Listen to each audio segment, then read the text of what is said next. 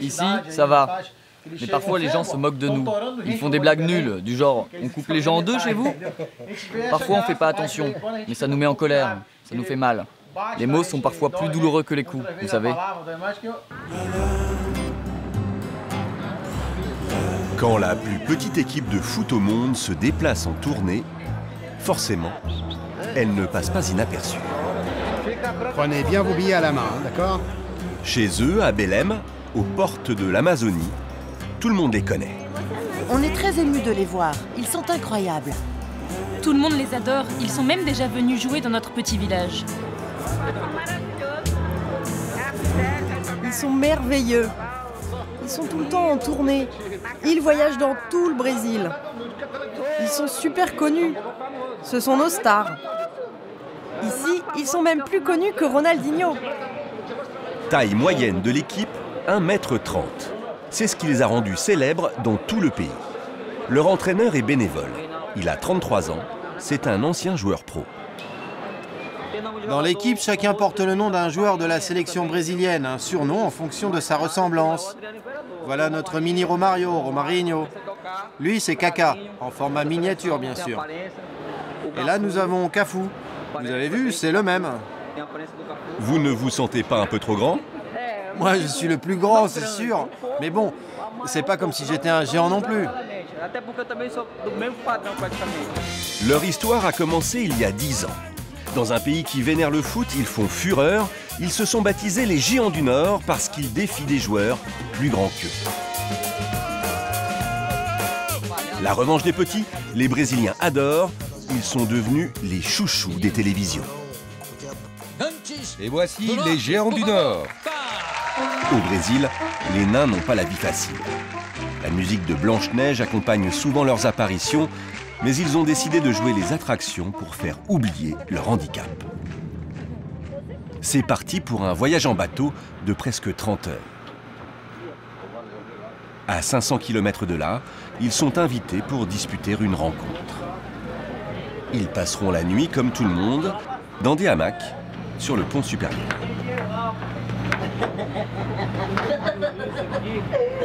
Ça y est, j'y suis arrivé, c'est cool.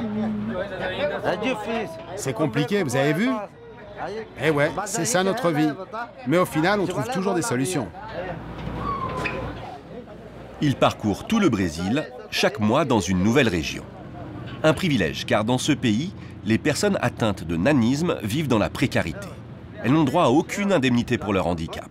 Elles sont pourtant plus de 10 millions. Victimes de préjugés, la plupart ne trouvent pas de travail. Les Géants du Nord, eux, assument, mais ça n'a pas été facile. C'est lui, Capacidad, le capitaine, qui a eu l'idée de monter cette équipe. Il a recruté aux 4 coins du pays. José et Daniel ont été les premiers à répondre à l'appel. Moi, avant d'être dans l'équipe, je n'avais jamais voyagé. Je n'osais même pas sortir de chez moi. Vous voyez, nos vies ont changé. À nous tous. Avant, les gens me regardaient de travers. Ils me klaxonnaient dans la rue. Mais depuis qu'on est devenu connu au Brésil, ma vie a changé. Vous avez davantage confiance en vous maintenant? Je vais vous dire, je suis même fier de ma taille maintenant. Ouais, je suis né tout petit. Et je m'accepte comme je suis. Cette équipe, c'est comme une seconde famille. Cette équipe, c'est également leur seule source de revenus. Sans sponsor, ils sont payés au cachet pour chaque match. À peine 200 € par mois, moins que le salaire minimum. Le lendemain matin, arrivés à Macapá sous un soleil de plomb, en plein sur la ligne de l'équateur. Voici celui qui les a invités, le patron du club local. Il sait qu'avec les Géants du Nord, il va pouvoir remplir les tribunes de son stade. Ils sont vraiment devenus une référence dans le milieu du foot au Brésil. C'est dû à leur déficience, ou plutôt leur particularité. C'est une véritable attraction ici. Et je peux vous dire que certains clubs pro sont bien moins organisés qu'eux.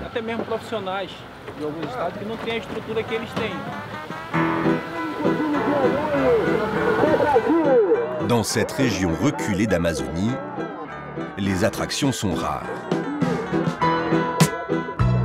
C'est le patron du club qui fait la réclame. Venez voir les Géants du Nord, la seule équipe de nains du Brésil. Venez nombreux au stade ce soir, avec vos parents. Vous allez bien rigoler. Chacun va toucher 30 € pour le match de ce soir. On est loin du luxe des clubs pro. Pour ce déplacement, ils devront se contenter d'un dortoir sans fenêtre. Bon ben, il n'y a pas de clim. Et les gars, vous allez devoir dormir par terre. Dommage pour moi, je dors là-haut. Et Bolinho, il ronfle trop fort. C'est lui là qui rigole.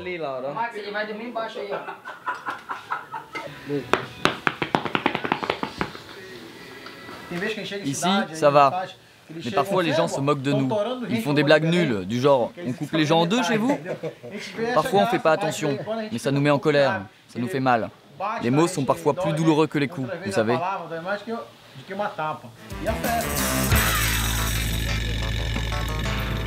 Les moqueries ne les ont jamais empêchés de jouer. Bien au contraire. Les géants sont des pros. Mais ils doivent le démontrer à chaque rencontre. Ce soir, ils affrontent une équipe d'adolescents. Tous moins de 15 ans, mais beaucoup plus grands qu'eux. On dépasse nos limites, sans cesse. On est petit? Eh oui, on est plus petit que la moyenne. Mais c'est pas ça qui nous empêche de viser au plus haut. On a peur de rien. Nos adversaires peuvent être grands, mais on sait profiter de notre petite taille. On les dribble, on les contourne. C'est comme ça qu'on s'en sort. Dépêchez-vous! Ah, t'es lourd! Ils ont même une arme secrète pour contrer les coups francs de leurs adversaires. Alors, ceux-là montent sur les épaules des autres et eux se retournent face au gardien. Vous voyez comme ils grandissent d'un coup? Allez, continuez de vous entraîner. Franchement, j'ai vérifié les règles officielles, même les règles de la FIFA. Rien ne dit qu'on ne peut pas faire ça. J'ai même suivi une formation d'arbitre. Personne n'interdit notre technique. Ce mur, les uns sur les épaules des autres. C'est aussi pour cela qu'on nous appelle les géants du Nord. Aujourd'hui, les 11 géants ont gagné leur réputation de dur à cuire et dur à battre. 19 h. Le match va bientôt commencer.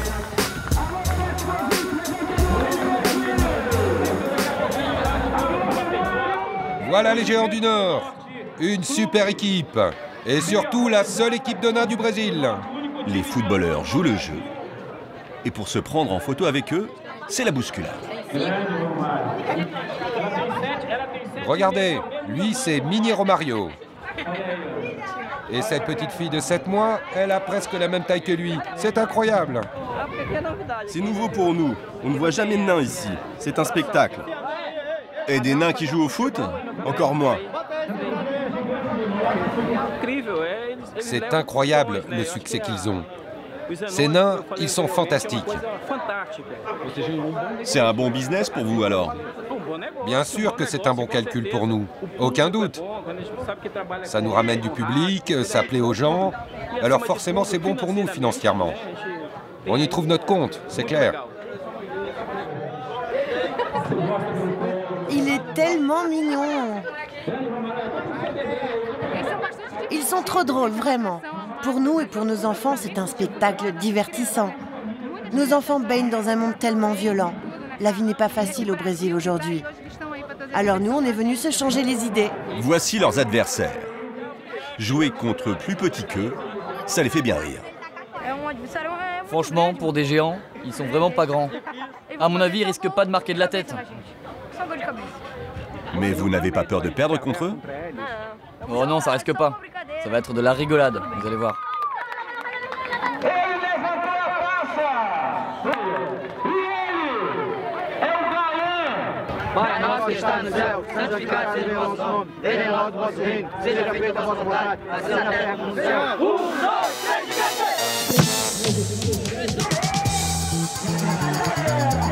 Les adolescents ne font pas de cadeaux aux géants. Le mur, leur botte secrète a beau faire sourire, elle fonctionne. S'ils continuent de jouer perso, on va pas y arriver. Ce qui fait notre différence, c'est le collectif. En attaque, il faut faire des passes et foncer. C'est comme ça qu'on marque des buts. Mais ça va le faire. Les géants ne lâchent rien. Toujours 0-0 à 3 minutes de la fin. Mais les ados subissent une pression d'enfer et finissent par craquer. Un géant est fauché dans la surface, le pénalty est transformé, c'est la victoire. 1-0, score final. Ils sont super bons en fait, meilleurs que ce que j'avais imaginé. Et ils jouent tellement bien qu'ils ont fini par gagner. Vous n'êtes pas trop déçus? Non, ils ont assuré, c'est mérité. Ils sont forts. Les mecs, ils lâchent rien. Quand ils veulent te prendre le ballon, ils te foncent dessus. Et moi, j'ai failli tomber. Vous avez vu ce match et tous les spectateurs. Ça fait tomber les préjugés. Ça les diminue un peu en tout cas. Nous, à chaque fois qu'on joue, c'est du spectacle. Et les gens repartent avec un regard différent. Et nous, les nains, avant, on n'osait pas sortir de chez nous. Aujourd'hui, grâce au sport, au foot, grâce aux géants du Nord, notre vie a changé.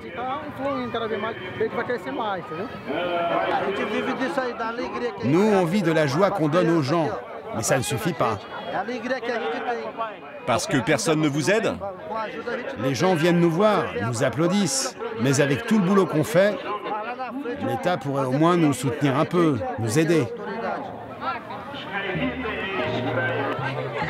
Ce soir encore, ils auront conquis les cœurs et changé quelques regards sur leur handicap.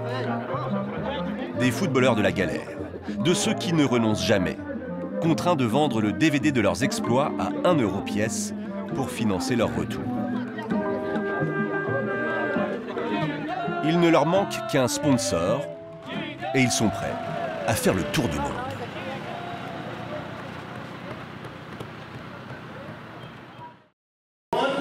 Une femme, je la fais jouir 42 fois en une nuit de 7 heures. C'est mon record. Ce qu'il ne dit pas, c'est que certaines d'entre elles ne sont pas vraiment consentantes. 6 femmes l'accusent en effet de harcèlement sexuel et certaines même de viol. Mais Bikram nie les faits. Je n'ai pas eu besoin de les attaquer, ni de les violer, ou encore de les agresser. Beaucoup de mes élèves se sont suicidés parce que je ne voulais pas coucher avec elles. Evangelical, egotistical, unconventional. The world's most famous yoga guru today. Bikram Yoga has developed somewhat of a cult-like following. Le biopic présente Bikram Choudhury dans Mauvaise posture. Calcutta, 10 février 1946. C'est dans cette période de l'après-guerre que naît Bikram Choudhury. Bikram commence le yoga à l'âge de 4 ans, sous la direction du célèbre gourou Bishnu Ghosh. J'ai été champion national 3 années consécutives. Ensuite, je suis devenu haltérophile. Je m'entraînais pour les JO, pour la médaille d'or. Mais lors d'un entraînement, il se blesse gravement. Les médecins me disaient que je ne marcherais plus jamais. Mon gourou a réparé mon genou avec le yoga. C'est alors que je me suis dit que j'allais parcourir le monde pour réparer des genoux. Ou d'autres parties du corps. Bikram se la joue d'abord fakir et met en place quelques numéros spectaculaires qui doivent quand même un peu piquer. Il l'a fait et Yogi Bikram va bien. Puis il met en place un programme de yoga censé régler tous vos problèmes qu'il appelle sobrement le Yoga Bikram. Et le concept est plutôt amusant. Du yoga en moule-boule dans une pièce à 40 degrés et 50% d'humidité. Des séances de 90 minutes pendant lesquelles les participants enchaînent 26 positions. Dès la 3e position, les gens ont la tête qui tourne. Ils ont des nausées, ils tombent dans les pommes. Bienvenue dans la salle de torture de Bikram. Pour aimer ça, on se dit qu'il faut être complètement maso ou américain. Car aux États-Unis, le yoga Bikram devient très vite un phénomène de mode. Et dans les années 70-80, Bikram devient le maître yogi des stars. Michael Jackson, Quincy Jones, Madonna, le président Nixon qui lui aurait donné la carte de séjour pour le remercier, et même le plus grand basketteur de l'histoire, Karim Abdul-Jabbar. C'est peut-être le meilleur athlète du monde, mais chez moi c'est le pire élève que j'ai jamais eu. Bikram est alors très riche et très célèbre. Et le problème quand on est très riche et très célèbre, c'est qu'on veut devenir encore plus riche et encore plus célèbre. Bikram ouvre des centaines de salles aux 4 coins du monde et fixe à 12 000 $ le prix de la formation d'instructeur. Puis il intente des procès à quiconque s'inspire de ses méthodes, comme à son ancienne élève Raquel Welch. Pliez vos jambes et relâchez vos hanches. Gauche-droite, gauche-droite, gauche-droite. Il cherche par la suite à faire de ses positions des marques déposées. Mais déposer une position n'est pas possible. Bikram se dit alors qu'il pourrait aussi gagner de l'argent avec sa jolie voix.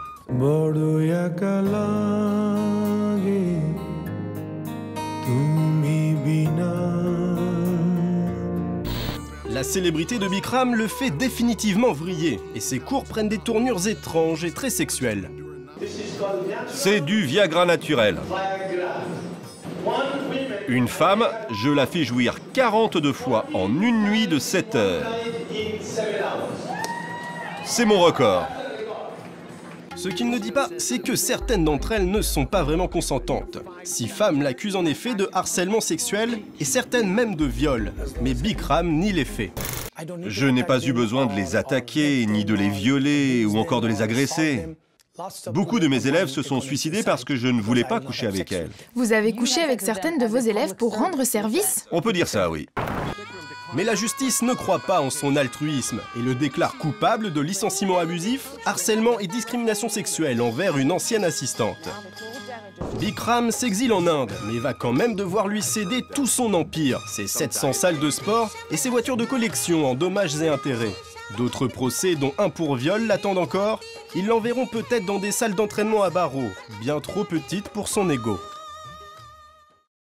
Alors, ça, c'est ma CR85 RB 2007. C'est le même genre de moto que j'avais le jour où je me suis fait arrêter par la police. J'ai d'autres motos dans la pièce à côté et je vais vous montrer. Chaos dans le nord-ouest de Baltimore. Des centaines de motos tout-terrain ont pris les rues d'assaut. Les New-Yorkais les entendent et les voient chaque été. Des voyous sur des motocross et des quads terrorisent la ville. Les policiers ont été obligés d'appeler du renfort. Ils disent que c'est un problème qui ne fait que s'aggraver. New York, Baltimore, Philadelphie, New Haven, les forces de police des grandes villes de la côte Est ont déclaré la guerre aux jeunes qui prennent d'assaut les rues sur des motos tout-terrain. Pour les autorités, ce sont des crétins décérébrés qui sèment la panique. Pour les jeunes qui passent leur temps en roue arrière, ce n'est qu'un sport un peu plus extrême que les autres, et surtout, une bonne occasion de narguer la police.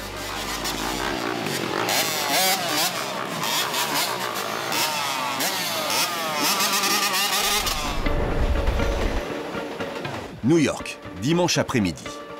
C'est ici, dans ce quartier chaud de Brooklyn, que vivent Scooby et son pitbull. Scooby a 24 ans. Il fait partie des In the Air Boys, littéralement les garçons dans les airs, une bande de copains férus de motocross. Ces motos se trouvent à l'arrière de la maison car Scooby doit les planquer. Ouais, c'est à cause du maire et de la police. Ils disent que s'ils trouvent des motos, ils vont les détruire. Suivez-moi. Scooby possède une 250 cm3. C'est ma bécane. Elle était banale, mais je l'ai trafiquée. J'ai ajouté pas mal de trucs. Ça, c'est la moto à Timmy. Il a mis bleu, blanc, rouge, aux couleurs des patriotes, de l'indépendance. Un peu plus loin, un garage de fortune cache d'autres bécanes. Il y a même une mini-moto pour le fils de Scooby qui n'a que 7 ans. Accident, arrestation, amende, Scooby et ses potes ont conscience des risques qu'ils prennent en ridant. C'est sûr, on a beaucoup à perdre. Tu peux merder, te péter une jambe, les chevilles, les mains, mais c'est un rush d'adrénaline. Je ne fume pas de marijuana, je ne prends pas de cocaïne. Alors ça, c'est ma cam. Le réservoir est rempli. Il est temps pour Scooby et ses potes d'aller cramer de l'asphalte. On s'en va rejoindre la bande. Le dimanche, c'est la journée où on se fait plaisir. Sunday Fun Day. On sort, on roule, on s'amuse. Né dans le ghetto, la bike life, la culture de la moto, ne cesse de prendre de l'ampleur aux États-Unis. Évidemment, la pratique est totalement illégale. On reproche aux bikers de violer le code de la route, de brûler les feux rouges, de monter sur les trottoirs, de terroriser les automobilistes et de provoquer des accidents.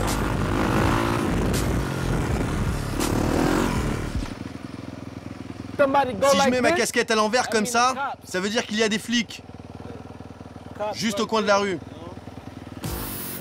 Un petit détour plus tard, on arrive au lieu de rassemblement. Des douzaines de bikers se sont rassemblés pour saluer Lucky. Lucky s'en va en prison pour plus de 3 ans.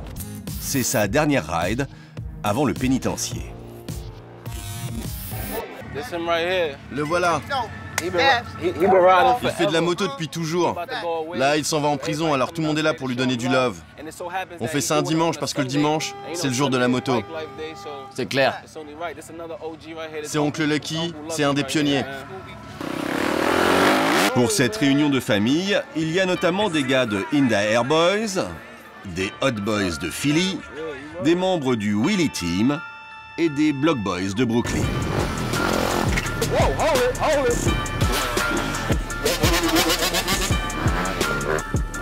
Après quelques roues arrière en guise d'échauffement, c'est finalement le départ. Chaque week-end, c'est le même refrain dans les rues de New York. Un rituel devenu intolérable pour bien des automobilistes et surtout pour la police. Exaspérés, les forces de l'ordre ont sorti l'artillerie lourde cette année. À New York, le NYPD broie carrément les bécanes au bulldozer. À Baltimore, la police a créé une unité spéciale dotée entre autres d'hélicos pour traquer les bikers. Les forces de l'ordre envoient un message très clair, il faut éradiquer la bike life. La fourrière de Baltimore est sur la ligne de front de la guerre contre les bikers. Elle déborde des motos tout-terrain saisies par la police, jusqu'à 10 par jour. Comme vous pouvez le voir, certaines de ces motos sont vraiment belles.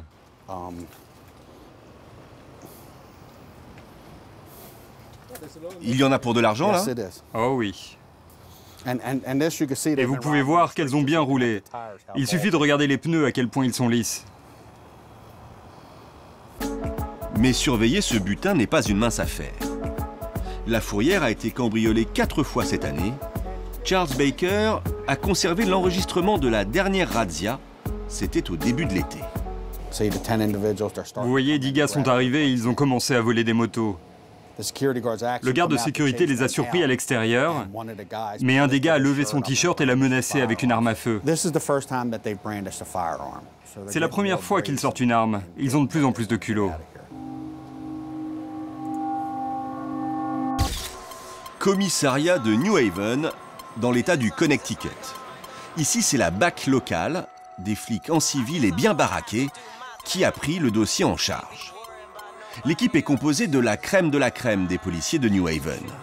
Depuis 3 ans, les bikers sont devenus une priorité. On a hérité du dossier parce qu'il fallait des policiers en civil et des voitures banalisées pour attraper ces gars. Et c'est ce que l'on fait tous les jours. Il faut absolument éviter de prendre en chasse directement les motocross, c'est trop dangereux. Alors Jacobson a initié une autre méthode, caméra au point. C'est notre toute première opération. Il y a des quads et des motos partout. Et on essaie de les filmer pour pouvoir les identifier et les arrêter plus tard. Là, mes détectives les filment. C'est comme ça qu'on a pu les identifier. Là, ils se masquent parce qu'ils nous voient en train de les filmer. Ici, ce gars arrive derrière moi sur une roue. Lui n'a pas caché son visage. Là, il nous crache dessus. Mon collègue dit c'est une agression sur un officier de police. Attrapons-le. Je dis non, non. Ne montrons pas qui nous sommes pour l'instant. Faisons ça plus tard, avec des mandats d'arrêt.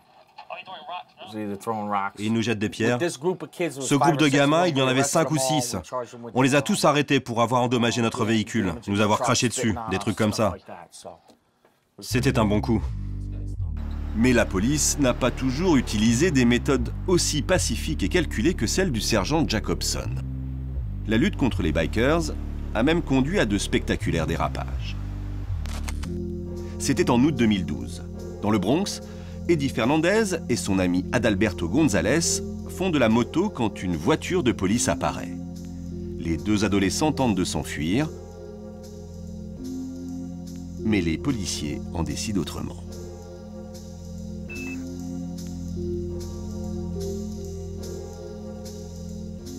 Eddie y laissera la vie. Officiellement, les policiers ne doivent pas prendre en chasse les bikers. Dans les faits, certains font du zèle. 4 ans après la mort d'Eddie, sa famille est toujours inconsolable. Son frère John se souvient qu'Eddie était passionné de mécanique. On travaillait sur sa voiture ce jour-là. Il aimait tout ce qui avait de l'essence à l'intérieur. Eddie n'avait que 23 ans. Sa tante, JC, ne parvient toujours pas à comprendre le comportement des policiers. Ils se sont servis de leur voiture comme d'une arme. Pour l'avocat de la famille, ce qu'il s'est passé ce jour-là est intolérable. Malheureusement, je pense que ce jour-là, l'officier McLean et le NYPD cherchaient à donner une leçon aux conducteurs de motocross.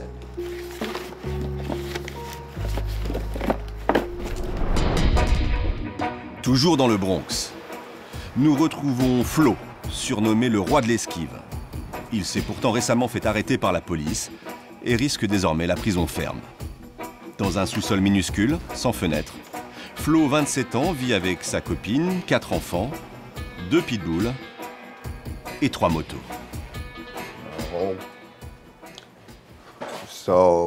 Alors, ça, c'est ma CR85 RB 2007. C'est le même genre de moto que j'avais le jour où je me suis fait arrêter par la police. J'ai d'autres motos dans la pièce à côté et je vais vous montrer. Attention à la marche. Ça, c'est ma AR125 que je répare. Et ça, c'est ma CR250 2009. C'est mon autre bébé. À chaque sortie, il prend son casque, toujours équipé d'une mini-caméra. J'ai toujours ma caméra. Je me suis fait renverser 2 fois par la police.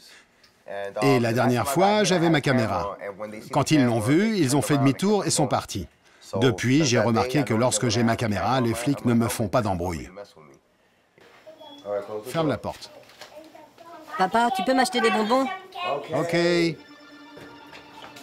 Arrêté au printemps dernier sur une moto volée, à son insu, assure-t-il, Flo n'est pas supposé rouler en ville. C'est même une des conditions principales s'il veut éviter la prison. Mais Flo s'en moque. Il tient à aller en moto sur les lieux de son arrestation.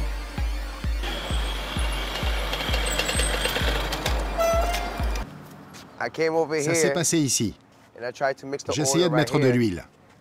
Les policiers sont arrivés et ils m'ont coincé.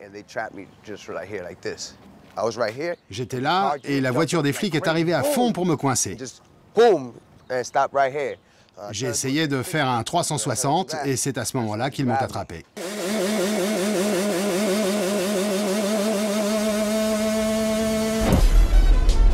Des flics qui filment les riders au lieu de les percuter.